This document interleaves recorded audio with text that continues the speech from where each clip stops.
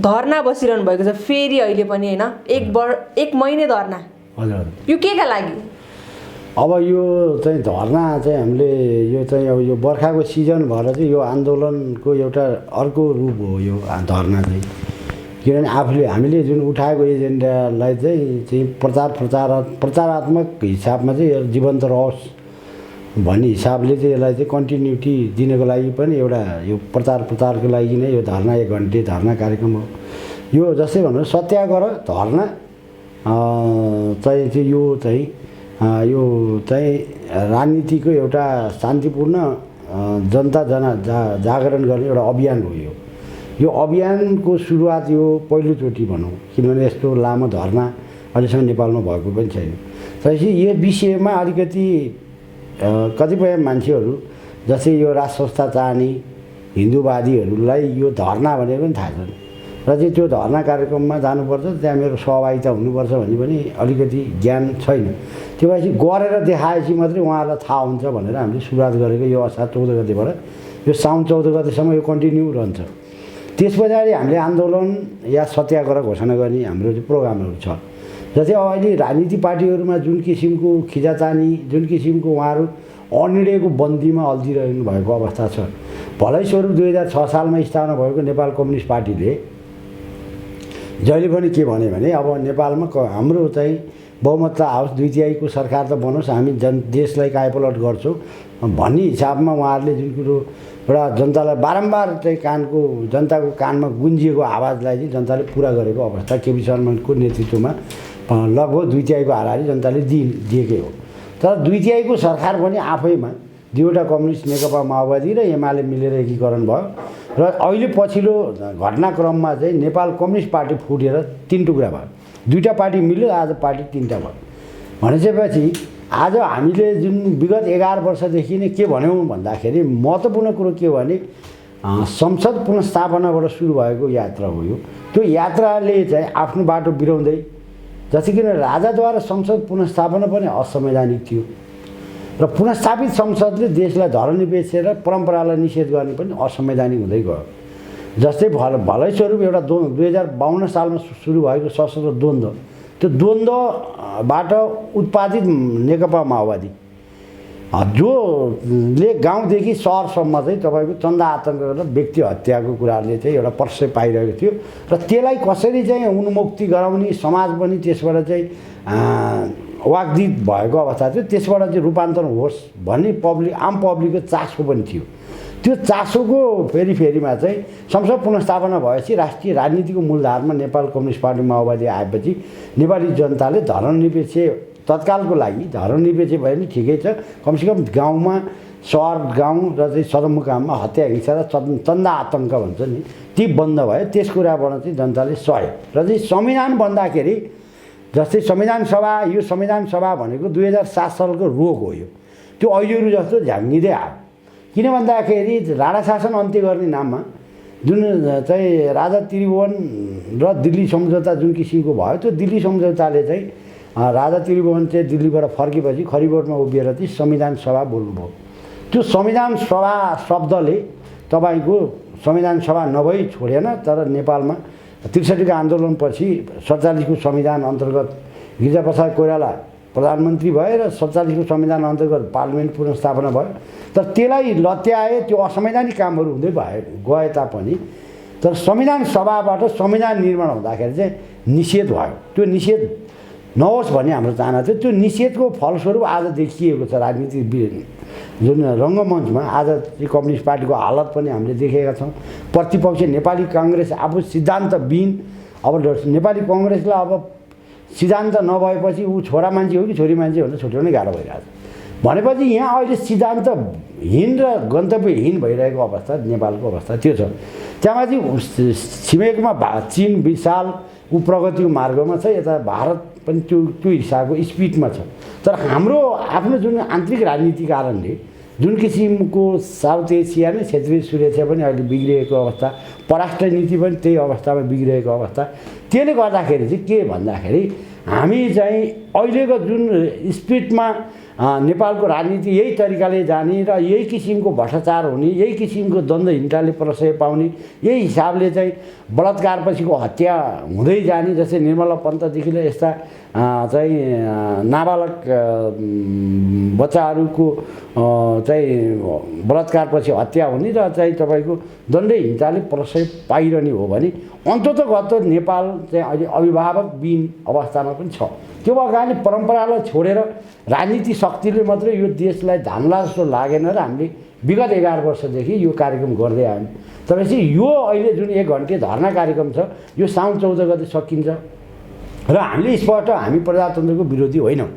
यो कुरा चाहिँ तपाईँहरूको यस लोकप्रिय टेलिभिजन मार्फत म के आग्रह गर्छु भने प्रजातन्त्रको विकल्प प्रजातन्त्र हो। म पनि प्रजातन्त्रसँग कसैसँग सम्झौता गर्दिनँ। मल्टिपार्टी सिस्टममा सेना के अरे सरी अहिलेको अवस्थामा राज संस्थालाई आलङ्कारी रूपमा जस्तै बेलायतमा जस्तो बेलायतको होस् या जापान या ब्याङ्ककको राज संस्था चाहिँ नेपालमा पनि एउटा चाहिँ अभिभावकको रूपमा चाहिँ शाहवंशी राज संस्थालाई आलङ्कारी रूपमा राख्ने र जनताको छोरो प्रदेशबाट निर्वाचित भएर प्रधानमन्त्री हुनुपर्छ भन्ने हिसाबमा हामीले विगत 11 वर्षदेखि भन्दै आयौँ। त्यो कुरो आज 11 वर्ष पछाडि प्रमाणित भयो, किनभने राजनीतिक दलहरूमा त्यो सक्षमता देखिएन र त्यसैलाई चाहिँ राजनीतिक पार्टीलाई पनि राजनीतिक पार्टी र यो देशको परम्परागत शक्तिको बिचमा एउटा मिलनबिन्दु होस् र एउटा सहकार्य होस् र एउटा देशले चाहिँ छिटो निकास पाओस् भन्ने हिसाबले हामीले त्यो धर्ना बस्यौँ। जस्तो यो धर्ना बसेकै भरमा तपाईँहरूले राजा ल्याउन सक्नुहुन्छ भन्ने लाग्छ? अब यो त नागरिक तपाईँले महत्त्वपूर्ण क्वेसन उठाउनुभयो। कुरो के हो भने हामी त नागरिक समाज मात्रै हो, राजनीतिक पार्टी होइन। र नागरिक समाजको भनेको सीमित एउटा कार्य समिति हुन्छ 10-15 जना र त्यसलाई समर्थन गरेर विभिन्न विचारमा पार्टीमा रहेकाहरूले त्यो कार्यक्रमलाई हैमहस्ते गर्ने सहभागी हुने भन्ने कुरा अर्कै कुरा हो। हामीले चाहिँ यो चाहिँ जुन आवाज उठाएका छौँ तर भोलि दीर्घकालीन रूपमा किन नागरिक समाजले भने आजलाई मात्रै हेर्ने होइन भविष्यमा के असर पर्छ, किनभने हामीले 11 वर्ष अगाडि भनेको कुरो त आज प्रमाणित भयो नि त।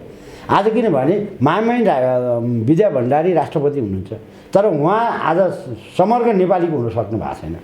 जस्तो तपाईँले भन्नुभयो होइन 240 वर्ष शासन गरेर अनि त्यसपछि जनताले अब हामीलाई चाहिँदैन राजा बिना हामी चल्न सक्छौँ, हामीलाई राजाले काम गरेन भनेर राजा लत्याएका यी जनताले फेरि राजा आउँछ भन्ने आश राख्नु राम्रो हो र? होइन, तपाईँको एउटा कुरो आफैमा जनगणतन्त्र र जनताको जनवाद नराम्रो होइन, तर हामीले यो आधारमा भनेनौँ कि देशको भू राजनीति हिसाबले र राजनीति स्थायित्वको लागि हामीले राज संस्था बन्यौँ। कारण के हो भने यो अहिले हामीले अँगालेको भनेको वेस्टमिनिस्टर सिस्टम हो। यो बेलायतबाट विकास भयो। बेलायत हामीभन्दा शिक्षामा पनि विकासमा पनि विज्ञानमा पनि हरेक कुरामा अगाडि नै थियो, तर उसले राज संस्थाविहीन परिकल्पना गरेकै हो। 11 वर्ष लगभग त्यहाँका युवराज धीराज त सदनमै काटिए पनि, तर बेलायतको संसारमा आफ्नो जुन किसिमको दबदबा हो त्यसमा चाहिँ बेलायत आफू जीवन्त रहनको लागि के गर्ने त भन्ने हिसाबमा 11 वर्षसम्म त्यहाँ चाहिँ लगभग 2/3 हाराहारीमा त्यहाँका चाहिँ राज संस्था विरोधी शक्तिहरूको सत्ता पनि बनेकै हो। त्यो इतिहास हामीले हेरेका छौँ र पछि चाहिँ विश्व सर्वेक्षण भयो, बेलायतको इज्जत घट्दै गएको उहाँ बेलायतीहरूले महसुस गरे। जब गरिसके पछाडि बेलायतीहरूले फेरि 11 वर्षपछि चाहिँ स्पेनबाट चाहिँ खोजेर फेरि ल्याएर राष्ट्र अध्यक्षको रूपमा अहिले एलिजाबेथ त्यहाँको कन्टिन्यू राष्ट्र अध्यक्ष छ। हामीले चाहिँ के भन्यो भन्दाखेरि हिजो 240 वर्ष राज संस्था चाहिँ कन्टिन्युटी भयो, तर राज संस्था अब बडामारा धीराज पृथ्वीनारायण शाहले एकीकरणकै दौरानमा उहाँको देवीघाटमा 52 वर्षकोमा स्वर्गवास भयो। त्यसपछि त्यसलाई थाँतिरहेको कामलाई पश्चिम नेपालको चाहिँ तपाईँको चाहिँ प्युठानदेखि जुम्लासम्मको राज्य र खसाङसम्मकोलाई चाहिँ एकीकरण गर्ने र त्यसलाई जोड्ने काम चाहिँ बहादुर शाहले गरेर त्यो किसिमको योगदान हुँदै गयो। पछि गएर 1903 पछि भाइ भारद्वाज बीचको चाहिँ द्वन्द्वले गर्दाखेरि जङ्गबहादुरको उदय भयो र 104 वर्ष राणाले शासन गर्यो। भनेपछि भलै हाम्रो शासनको हिसाबमा चाहिँ टोटल 240 वर्ष राज संस्था चाहिँ रहेको अवस्था देखिन्छ। तर राजाहरूले मौकाप्रस्त काम कसले गरे या गरेनन्, कसले बिगारे भन्ने कुराहरू महत्त्वपूर्ण कुरा हो।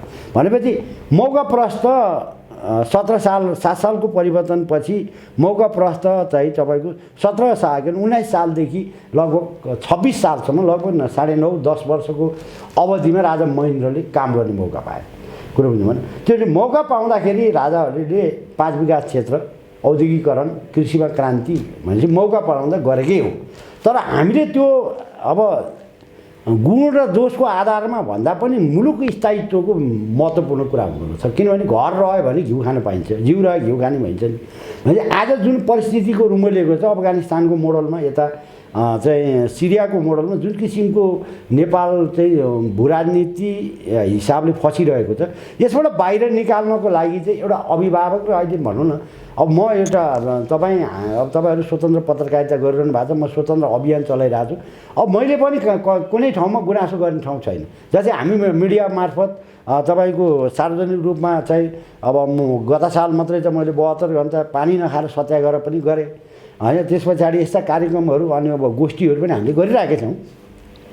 त राज्य सत्ता चाहिँ एउटा चाहिँ अन्धो भयो त जसले तर के भने अन्धो भइकन पनि देश र जनतालाई हित हुने काम भइदिएको भए मान्छेले राष्ट्र संस्था पनि बिर्सिन्थ्यो। किन भन्दाखेरि आफैमा चाहिँ जनताको छोरो प्रतिस्पर्धाबाट राष्ट्रपति हुने प्रणाली त्यो व्यवस्थालाई हामीले नकारेको होइन।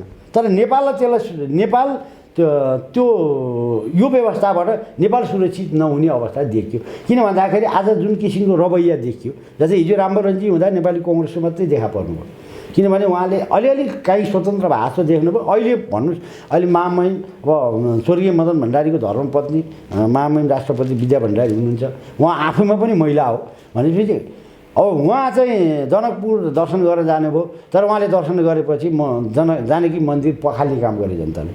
त्यो पनि साङ्केतिक विरोध हो नि त होइन। भनेपछि एउटा हामीले के बुझ्नु पऱ्यो भन्दाखेरि अब एउटा चाहिँ हामी चितवनको ध्रुवे हात्तीलाई घर हात्ती लगाएर तलाएर हौदा कसेर सहयोग गर्न सक्छौँ। तर संविधानमा एउटा चाहिँ राजालाई एउटा क्राइटेरिया होइन, क्राइटेरिया तोकेर तपाईँ यो आलङ्कारी राष्ट्र अध्यक्ष तपाईँ यो एरियासम्म बस्नुहोस् किनभने जनताको मागेको छ भन्दाखेरि तपाईँले अभिभावकको मात्रै भूमिका खेल्नुहोस् भन्दाखेरि अहिलेको भोलिका प्यालेसहरूले त्यो मान्छन् पनि र मान्नु बाध्यता पनि हुन्छन् होइन। तपाईँहरूले चाहिँ म राजा ल्याउने हो हामी ल्याउँछौँ जसरी पनि राजै चाहिन्छ भन्नुभयो। तर राजाको मनमा के छ, राजाको चाहना के छ, राजा अब फेरि देशमा फर्केर म राजा हुन्छु फेरि शासन गर्छु भन्ने उहाँको चाहना छ कि छैन तपाईँहरूले बुझ्नु भएको छ त? होइन, राजा चाहिँ को हुने भन्ने कुराहरू चाहिँ पहिला राष्ट्र संस्था पुनर्स्थापना हुनु पर्यो। यहाँ त संस्था विघटन भएको छ नि। किनभने त्यो संस्था साझादिती दललाई पनि राष्ट्र संस्था विघटन गर्ने अधिकार थिएन। राजा ज्ञानेन्द्रलाई पनि राष्ट्र अध्यक्षबाट राजीनामा दिने अधिकार थियो, राष्ट्र संस्था विघटन गर्ने अधिकार थिएन। राष्ट्र संस्था भनेर त जनताको नासो हो नि त। राजा ज्ञानेन्द्र जस्तै अब त्यो कुर्सीमा हुँदाहुँदै अब जस्तै वीरेन्द्र सरकार स्वर्गीयवास भयो भनौँ न विभिन्न हत्याकाण्डले गर्दा अब राजा त हामीले चाहियो, राजा ज्ञानेन्द्रलाई बनायौँ। त्यो किनभने हाम्रो परम्परा पृथ्वीनारायण शाहको वंशजलाई एउटा परम्परा दिएन, राजा ज्ञानेन्द्रले चान्स पाएको हो नि त। भनेपछि अब जस्तै राजा ज्ञानेन्द्रले प्रश्न के गर्नु पर्थ्यो भने आम सञ्चार माध्यम मार्फत र राजनीतिक पार्टीलाई के प्रश्न पार्नु पर्थ्यो। मलाई लागेको कुरा के भने म राष्ट्र अध्यक्षबाट राजीनामा दिन तयार छु, तर राष्ट्र संस्था भङ्ग चाहिँ म गर्न सक्दिनँ भनिदिएको भए राजनीतिक पार्टीहरू हत्किन्थे। अब तत्कालीन अवस्थामा त्यो सल्लाह त्यो सुझाव राजा कहाँ भयो जस्तो लाग्दैन मलाई। किन भन्दाखेरि उहाँले के अभिव्यक्ति दिनुभएको छ भने तपाईँको लोकप्रिय टेलिभिजनमा म त्यो उहाँले बोलेको अभिव्यक्ति भनिदिन्छु। उहाँले के भन्नु भने मैले वंशनाश हुँदाखेरि पनि रुनी मौका नि पाइनँ, दुःख व्यक्त गर्ने ठाउँ पनि पाइनँ, मलाई सिरपेट लगाइदिए। अब अहिले दरबार छोड भने मैले दरबार छोड्नु पर्ने हो कि नपर्ने हो यो विषयमा मेरो पक्षमा बोलिदिने मान्छे नै पाइनँ भनेर उहाँले प्रश्न भन्नुभएको छ नि। यो कुरा त सत्य हो। किनभने राजाको मुखबाट बोलेर त हुकुम फर्माइसी भनिन्छ नि होइन, हुकुम फर्माइसी जस्तै त्यो भनिसकेपछि राजालाई त्यतिखेरको सल्लाह चाहिँ मेरो चाहिँ म यदि सल्लाहकार थिएँ र मैले सुझाव दिने थिएँ भने राष्ट्र अध्यक्षबाट म राजीनामा दिन्छु तर राष्ट्र संस्था भङ्ग गर्दिनँ। अनि अर्को कुरा म के भन्थेँ, म उहाँको ठाउँमा थिएँ र मैले उहाँलाई सल्लाह दिएर उहाँले मैले भने टेर्नुहुन्थ्यो भने संविधान सभाबाट जब संविधान निर्माण हुँदैन तबसम्म मैले नारी इटी छोड्नु भनेको यो जनतामा बेइमानी हुन्छ भनिदिनु भएको भए आज मुलुक यो दलदलमा फस्ने थिएन। त्यो भएकाले तपाईँले भन्नुभयो अब राजालाई इच्छा छ कि छैन, राजा ज्ञानेन्द्रलाई राजा बन्नुको लागि राज संस्था भनिएन, यो देशको अटलको स्थायित्वको लागि भनियो। तर हामीले प्राथमिकता चाहिँ कसलाई दियौँ त भन्दा मुलुक एकीकरणको खातिर बडा महाराज धीराज पृथ्वीनारायण शाहलाई सम्झना स्वरूप भन्छन्, मायाको चिनो भने जस्तो सम्झना स्वरूप। किनभने राजालाई राष्ट्र नभइकन राजा हुने मौका हुँदैन। राष्ट्रपति त भोलि गएर भ्रष्टाचारी पनि हुनसक्छ, दुराचारी पनि हुनसक्छ।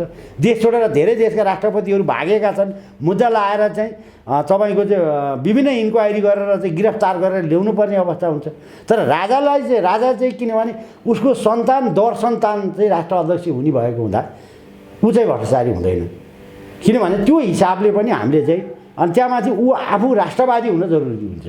किनभने उसको पदीय हिसाबले भोलि छोरालाई या नातिलाई राजा बनाउनको लागि पनि ऊ राष्ट्रवादी हुनमा बाध्य हुन्छ र चाहिँ उसले मुलुकप्रतिको जिम्मेवारी बोध गर्छ। राष्ट्रपति चाहिँ कस्तो हुँदो रहेछ देखियो क्या।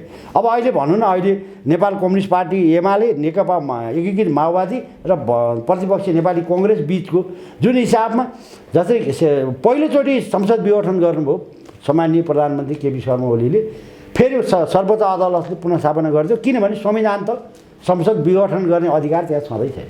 संविधानको धारा चाहिँ हुन्छ विषम परिस्थिति आयो भने र प्रधानमन्त्री 2/3को हाराहारीमा होस् या बहुमतको प्रधानमन्त्री दुराचारी भयो भने जनताको माग अनुसार मध्यावधि हुन सक्ने भन्ने संविधानमा उल्लेख गर्नुपर्छ पर्दैन। कस्तो खालको संविधान हो बुझ्नु भएन? यो संविधानले त त्यस्तै खालको दुराचारी प्रधानमन्त्री बन्यो भने त देशै बेचिदिन्छ।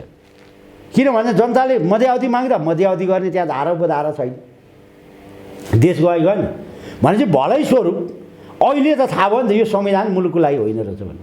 यो मुलुकलाई चाहिँ आदि बिहारमा आदि के अरे उत्तराखण्डमा मिसाउने एउटा चाहिँ भारतीय रणनीति अन्तर्गतको त देखियो।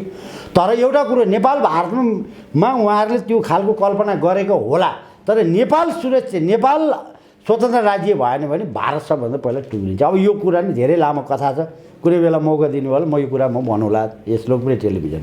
तर कुरो के हो भने राजालाई सोधेर राज संस्था हामीले भनेकै छैनौँ। किन भन्दा राजाले त यिनले हप्काई दप्काई गर्दाखेरि पत्रकार सम्मेलन गरेर नागरिक जानुभयो नि त। तर मैले त कहिले पनि गणतन्त्र स्वीकारेन कि।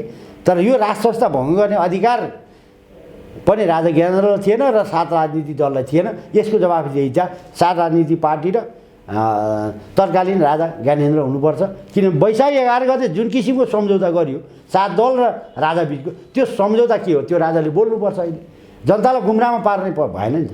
त्यो अगाडि जुन हिसाबको सम्झौतै भएको छैन भने के आधारले संसद पुनर्स्थापना गर्नुभयो उहाँले? किनभने सर्वोच्च अदालतको फुल बेन्चले शेरबहादुर देउवाले निर्वाचन गर्न के अरे गर्छु भनेर गएपछि शेरबहादुरले विघटन गरेको प्रतिनिधि सभालाई तत्कालीन एमालेका महासचिव माधव नेपाल र गिरिजाप्रसादले पुनर्स्थापित हुनुपर्छ भन्दा सर्वोच्चले चाहिँ ताजा जनआदेशमा जा भनेर गरेको फसेला राजाद्वारा संसद पुनर्स्थापना हुन चाहिँ असंवैधानिक भयो नि त। राजाले असंवैधानिक संसद पुनर्स्थापना गरेर त्यहाँ असंवैधानिक भयो। त्यो पुनर्स्थापित अवैध सन्तान भनौँ, त्यो अवैध सन्तानले गरेको धर्मनिरपेक्ष र राज संस्थालाई निषेध, त्यो पनि अर्को भएपछि हामीले 63मा के रोप्यौँ भन्दा धतुरो रोपेछौँ। तर हामीले जनतालाई के भन्यौँ त भन्दा हामीले आँप रोपेका छौँ, अब फल्छ। फल्दाखेरि चाहिँ अहिले धतुरो फल्यो। त्यो धतुरोको परिणाम अहिले देखिँदैछ। भनेपछि हामी कहाँ विदेशी प्रभाव पनि पर्यो होइन परिवर्तनको नाममा होइन। त्यो भएकाले यो अब सबैले सोच्ने बेला हो।